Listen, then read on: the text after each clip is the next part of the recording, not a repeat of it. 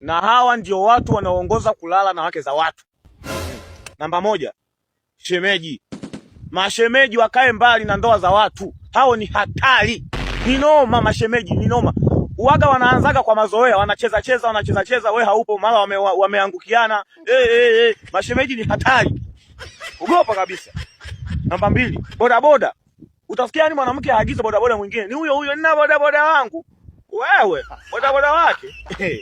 Namba tatu, waganga. Waganga hao wanazini sana na wake za watu. Utasikia kwa sababu hiki kitu kinahusu mapenzi. Hapa bila ngono utoboi. Kwa hiyo fanya hivyo basi.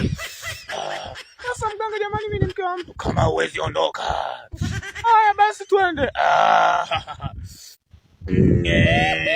Ndio mama jamaa. Namba 4, fundi ujenzi.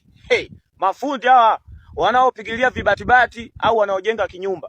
Yaani wewe umeenda zako kazini, umemwacha mke wako pale na fundi yupo anajenga hapo. Kumbe mwenzako anajenga na mambo mengine. Mafundi cherehani wa kiume, wewe wanafunika hao. Wapaka rangi. Hawa wako vizuri. Bala, wapaka rangi kweli hawa. Ni noma.